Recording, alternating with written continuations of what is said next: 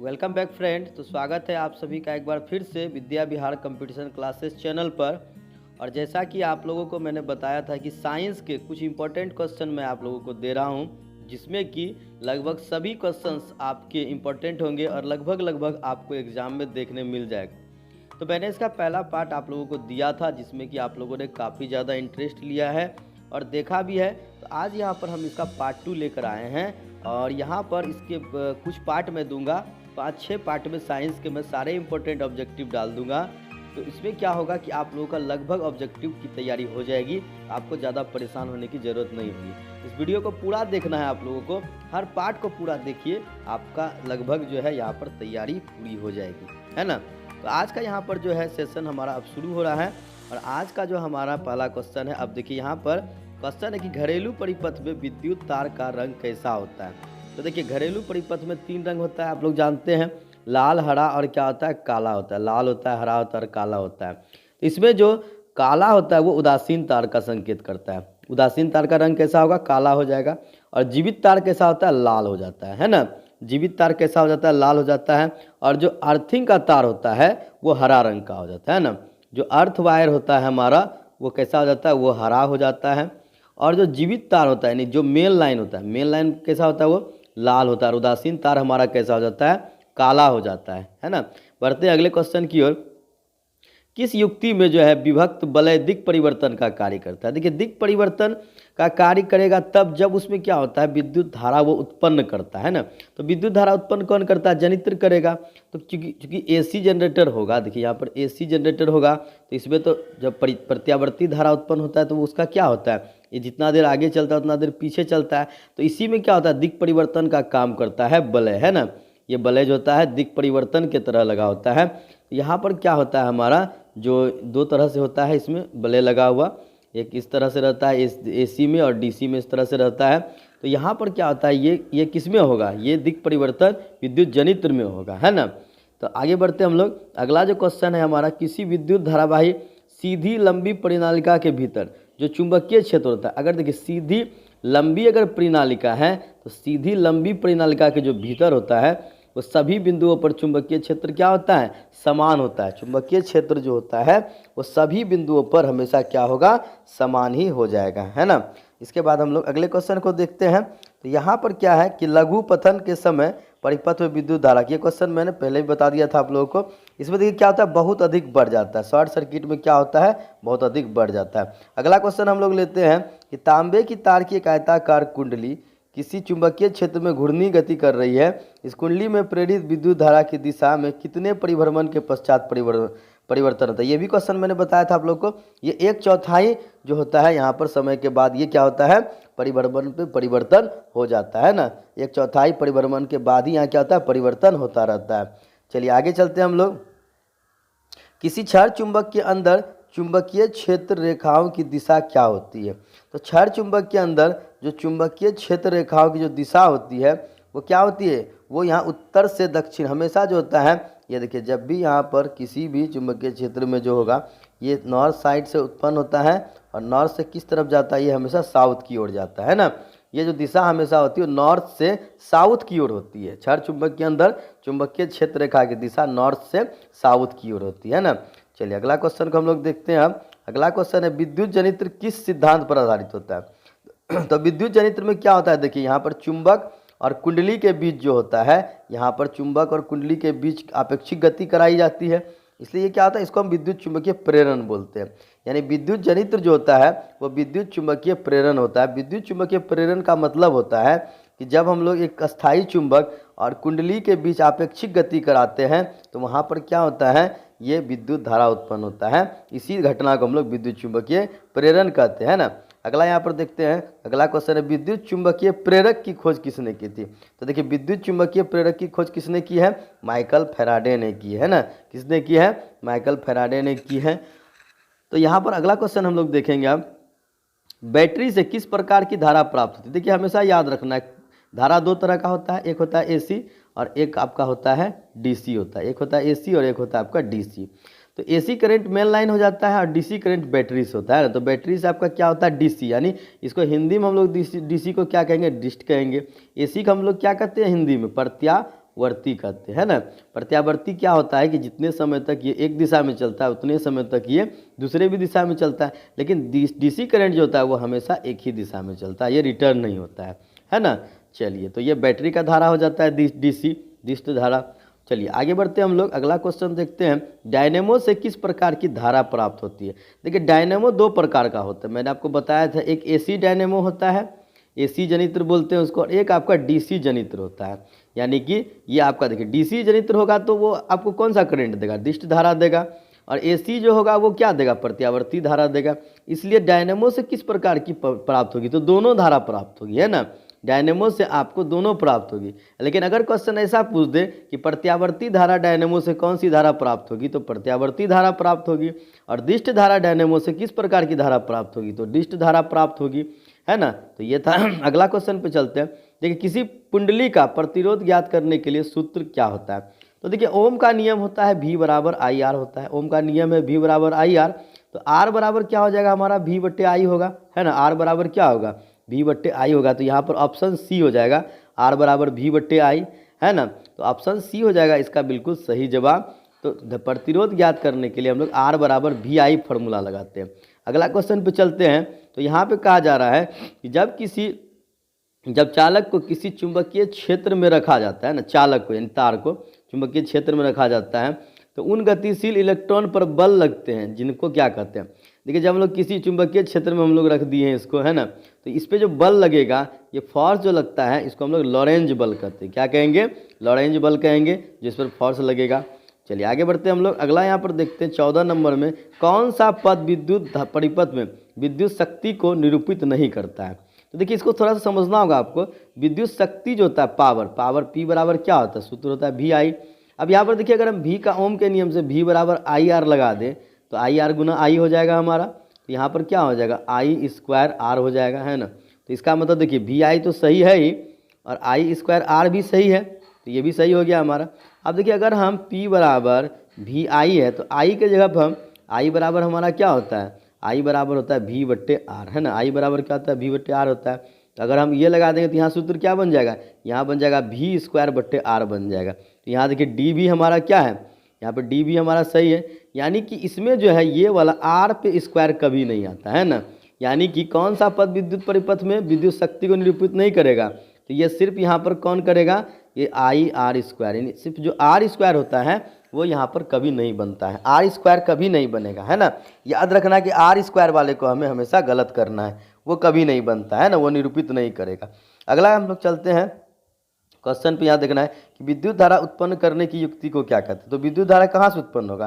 विद्युत धारा जनित्र से उत्पन्न होगा, जनरेटर बोलते हैं हम लोग इसे हम लोग क्या बोलते हैं? अंग्रेजी में लोग इसे जनरेटर कहते हैं। तो नहीं बोलते हम लोग, देखो लाइट कट गया जनरेटर चलाओ, तो हम लोग जनरेटर चलाते हैं किसके लिए? विद्युत धारा उत्पन्न करने के लिए। तो इसका युक्ति का नाम क्या हो जाएगा? जनित्र हो जाएगा। आगे चलिए हम लोग क्या करते हैं देखते हैं। विद्युत फ्यूज विद्युत धारा के किस प्रभाव पर कार्य करता है?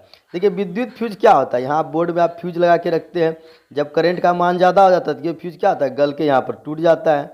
तो ये देखिए गल के कब टूटता है? गर्म होने पर, यानी कि उष्मा के ही कारण तो गलेगा ना। तो किस सिद्धांत पर यह काम करेगा? उष्मीय सिद्धांत पर काम करेगा। यानी विद्युत धारा का उष्मीय प्रभाव पर यह काम करता है। विद्युत फ्यूज किस पर काम करता है? विद्युत धारा के उष्मीय प्रभाव पर काम करता है, क्योंकि गर्म होने पर पिघलने का काम करता है ना। तो यहाँ पर देखिए विद्युत चुंबक बनाने के लिए प्राय किस पदार्थ का उपयोग होता है? तो यहाँ पर देखिए विद्युत चुंबक हम लोग बनाएंगे तो किसका उपयोग करेंगे? विद्युत चुंबक बनाने के लिए हमेशा नरम लोहा का प्रयोग करना होगा। किसका करेंगे? नरम लोहा। लेकिन अस्थाई चुंबक जब हम बनाएंगे तो हम लोग इस्पात का प्रयोग करेंगे। अस्थाई चुंबक मतलब परमानेंट जो होता है। देखिए दो तरह का चुंबक होता है, एक होता है आपका अस्थाई चुंबक होता है और एक होता है विद्युत चुंबक। तो विद्युत चुंबक अस्थाई नहीं होता है, इसमें जब तक आपका करंट चलेगा तब तक इसमें विद्युत धारा रहेगा, इस चुंबक रहेगा। लेकिन जब करंट आप बंद कर देंगे तो इसमें इस चुंबक का भी गुण क्या हो जाएगा? खत्म हो जाएगा। लेकिन अस्थाई चुंबक में क्या है? इसमें हमेशा चुंबक का गुण आपको मिलेगा अस्थाई चुंबक में। तो ये अस्थाई चुंबक किससे बनता है? इस्पात से बनता है। लेकिन जो विद्युत चुंबक होता है वो किससे बनता है? वो नरम लोहा से बनता है ना। चलिए अगला क्वेश्चन यहाँ पर देखते हैं हम लोग। हमारे घर में जो विद्युत आपूर्ति की जाती है वह क्या होता है? देखिए हमारे घर में जब भी जो हम लोग विद्युत कोई भी चीज़ जलाते हैं तो हम लोग को मैक्सिमम 220 वोल्टेज होना चाहिए। 220 वोल्टेज हम लोग का क्या होता है? वो एसी होता है। 220 वोल्टेज पर हम लोग को एसी करंट मिलता है, यानी प्रत्यावर्ती धारा मिलता है। तो 220 वोल्ट पर प्रत्यावर्ती धारा जो होती है ये हम लोग के घर में मिलता है, और इसका जो आवृत्ति होता है वो हमेशा 50 हर्ट्ज, हमारे भारत में 50 हर्ट्ज की आवृत्ति होती है, 50 हर्ट्ज आवृत्ति की विद्युत पैदा नहीं की जाती है ना। आइए हम लोग आगे चलते देखते हैं, लघुपथन के समय परिपथ में क्या होता है, विद्युत धारा का मान बहुत अधिक होता है, ये तो आप लोग जानते हैं, लघुपथन के समय परिपथ में विद्युत धारा का मान बहुत अधिक हो जाता है। चलिए अगला क्वेश्चन में आते हैं, किसी सीधे चालक में धारा की दिशा और उससे संबंधित चुंबकीय क्षेत्र की दिशा किस जिस नियम से ज्ञात की जाती है वह कौन सा होता है। तो देखिए यहाँ पर क्या है, जो आपका धारा की दिशा और चुंबकीय क्षेत्र की दिशा को बताने के लिए देखिए मैक्सवेल साहब ने यहाँ पर क्या किया था, ये यहाँ पर एक नियम दिया था, सॉरी यहाँ पर हम लोग इसको यहाँ पर क्या हुआ था, मैक्सवेल साहब ने क्या नियम दिया था कि अगर हम लोग किसी जो है चुंबकीय सुई को है ना, अगर हम लोग सॉरी चालक तार को अगर हम लोग अपने मुट्ठी में अगर इस तरह से पकड़ेंगे और इस तरह से अंगूठे को हम लोग यहाँ पर इस तरह से लगा देंगे, तो अंगूठा यहाँ पर क्या करता है, धारा का दिशा बतलाता है, और ये जो बाकी उंगली जो मुड़ी रहती है ये जिस तरफ मुड़ी रहेगी तो यही चुंबकीय क्षेत्र को बतलाएगा, है ना, ये क्या बतलाएगा, चुंबकीय क्षेत्र को बतलाता है। तो यहाँ पर क्या है, देखिए ये मैक्सवेल साहब ने दक्षिण हस्त नियम दिया था कि धारा की दिशा और चुंबकीय क्षेत्र की दिशा को बतलाने के लिए किसने दिया था, मैक्सवेल ने दक्षिण हस्त नियम दिया था। ठीक है, तो ये आप लोग समझ गए होंगे। आइए अब अगला क्वेश्चन की तरफ चलते हैं। तो फ्लेमिंग के वाम हस्त नियम में अंगूठा किसकी दिशा को व्यक्त करता है। देखिए फ्लेमिंग का जो वाम हस्त नियम था तो फ्लेमिंग का वाम हस्त नियम में क्या था कि फ्लेमिंग अपने 3 उंगली को इस प्रकार से लिया था लंबवत, यहाँ पर जैसे ये अंगूठा हो गया, ये आपका तर्जनी हो गया, और जो ये बीच वाला उंगली होता है उसको उसने इस तरह से यहाँ पर जो है फैला दिया था। और यहाँ पर देखिए उन्होंने क्या बताया कि जो अगर ये जो मध्यमा है, अगर धारा इधर चल रहा है, इधर धारा चल रहा है, तो ये जो तर्जनी है ये चुंबकीय क्षेत्र को बताता था, है ना, और ये जो है अंगूठा क्या बताता, बल की दिशा बता रहा था, है ना, कि चालक पे बल किधर लग रहा है। तो अगर आपसे पूछेगा कि फ्लेमिंग के वाम से अंगूठा किसकी दिशा को व्यक्त करता है, तो अंगूठा बल की दिशा को व्यक्त करता है ना, अंगूठा किसकी दिशा को व्यक्त करेगा, वो बल की दिशा को व्यक्त करेगा, है ना। तो ये समझ गए होंगे। और इसे फ्लेमिंग का वाम हस्त नियम, अगर क्वेश्चन भी आपसे पूछ दे फ्लेमिंग का वाम हस्त नियम को लिखिए, तो आप यहाँ पे लिख देंगे कि हम बाएं हाथ की 3 उंगली को लंबवत इस प्रकार फैलाएंगे, तो इसमें जो मध्यमा धारा की दिशा बतलाएगा, तो तर्जनी चुंबकीय क्षेत्र की दिशा बतलाएगा, तो अंगूठा बल की दिशा को व्यक्त करेगा, है ना, यही फ्लेमिंग का वाम हस्त नियम है। आइए अगले क्वेश्चन पे चलते हैं। तो घरेलू उपयोग के लिए विद्युत आपूर्ति होती है। अभी आपको मैंने बताया कि घरेलू उपयोग में क्या होता है, 220 वोल्ट और 50 हर्ट्ज, क्योंकि हम लोग के भारत में 50 हर्ट्ज पर ही विद्युत की आपूर्ति की जाती है ना। तो 220 वोल्ट कितने पर की जाएगी, 50 हर्ट्ज पे की जाएगी, है ना। तो आप लोग इसको समझ गए होंगे, ये हम लोग का है घरेलू विद्युत आपूर्ति का जो है ये क्षमता है। आइए हम लोग आगे चलते हैं। निम्नलिखित में कौन किसी लंबे विद्युत धारावाही तार के निकट चुंबकीय क्षेत्र का सही वर्णन करता है ना। तो देखिए यहाँ पर क्या होता है, अगर धारावाही तार है ना, धारावाही तार मीन्स क्या, जिसमें करंट चलता है, तो यहाँ पर इसमें क्या होता है कि ये देखिए इसमें क्या होता है, चुंबकीय क्षेत्र की जो संकेंद्रीय क्षेत्र रेखाओं का केंद्र होता है वो तार होता है। इसका ये देखिए ये क्या होता है, ये तार केंद्र है, इसी के चारों ओर वृत्ताकार रूप में चुंबकीय क्षेत्र चलता है, और इसका सेंटर जो होता है वो तार हो जाता है ना। यानी ऑप्शन डी हो जाएगा कि चुंबकीय क्षेत्र के संकेंद्रीय क्षेत्र रेखाओं का जो केंद्र तार होता है वो क्या होता है, जैसे देखिए ये तार है, यहाँ जैसे मान लीजिए चुंबकीय क्षेत्र इस तरह से बन रहा है, इस तरह से बन रहा है, देखिए इसका सेंटर कहाँ होगा, ये तार ही उसका सेंटर हो जाएगा। केंद्र क्या होता है, केंद्र हमेशा तार होता है। ठीक है, ये समझ गए होंगे आप लोग, ऑप्शन डी हो जाएगा। यानी कि किसी लंबे विद्युत जो धारावाही तार के निकट चुंबकीय क्षेत्र का सही वर्णन करता है, तो सही वर्णन क्या होगा यहाँ पर कि चुंबकीय क्षेत्र की संकेंद्रीय क्षेत्र रेखाओं का केंद्र तार होता है ना। तो यहाँ पर अगले सवाल पे चलते हैं। देखिए विद्युत चुंबकीय प्रेरणा की घटना क्या होती है। तो अभी आपको मैंने विद्युत चुंबकीय प्रेरण की घटना के बारे में बताया था। विद्युत चुंबकीय प्रेरण क्या होता है, जब लोग कुंडली और चुंबक के बीच आपेक्षिक गति के कारण प्रेरित विद्युत धारा उत्पन्न करते हैं ना। ये मोटर और इसमें आपका विद्युत जनित्र में ये करते हैं हम लोग, तो इससे हम लोग विद्युत चुंबकीय प्रेरण पर ही विद्युत जनित्र आधारित होता है। तो विद्युत चुंबकीय प्रेरण क्या होता है, कुंडली और चुंबक के बीच आपेक्षिक गति के कारण कुंडली में प्रेरित विद्युत धारा उत्पन्न हम लोग करते हैं, है ना। इसे हम लोग विद्युत चुंबकीय प्रेरण कहते हैं। आइए अगले सवाल पे चलते हैं। देखिए किसी एसी जनित्र और डीसी जनित्र में एक मूलभूत अंतर क्या होता है। देखिए यहाँ पर दो तरह का जनरेटर मैंने बताया था, एक होता है आपका एसी जनरेटर होता है और एक क्या होता है आपका डीसी जनरेटर होता है। दो तरह का जनरेटर होता है, एसी और डीसी।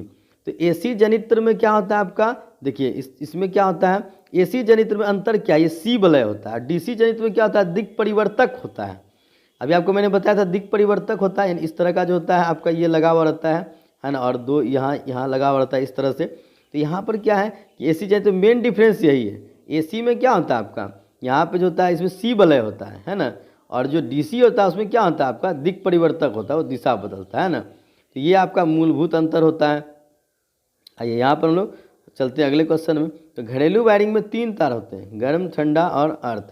तो अभी मैंने आपको बताया था कि जो गर्म तार यानी जीवित तार होता है वो लाल होगा। तो यहाँ देखिए ऑप्शन सी हो जाएगा, लाल होगा यहाँ पर गर्म, ठंडा हो जाएगा उदासीन तार आपका काला, और भूयोजित तार यानी अर्थिंग वायर जो होता है वो हरा होता है। तो ऑप्शन सी हो जाएगा इस सवाल का सही जवाब। हमेशा याद रखना लाल काला हरा, लाल काला हरा। पहले करंट आएगा हमारा मेन लाइन से, फिर वो उदासीन होगा और फिर अर्थ में चला जाएगा। तो लाल काला हरा है ना, तो हमको इसको याद कर लेंगे है ना। तो ये हो गया।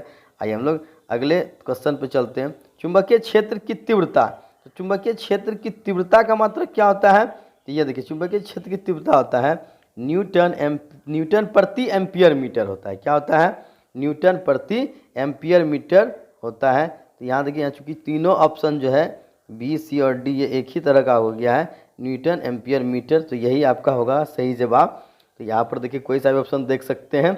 चलिए अगले क्वेश्चन की ओर चलते हैं हम लोग। चुंबक बनाने के लिए प्राय किस पदार्थ के छड़ का व्यवहार किया जाता है। तो अभी आपको बताए थे हम कि चुंबक बनाने के लिए नरम लोहा के छड़ का प्रयोग करते हैं ना, हमेशा किसका करेंगे, नरम लोहा का प्रयोग। लेकिन अगर अस्थायी चुंबक का बात होगा तो इस्पात का प्रयोग करेंगे है ना।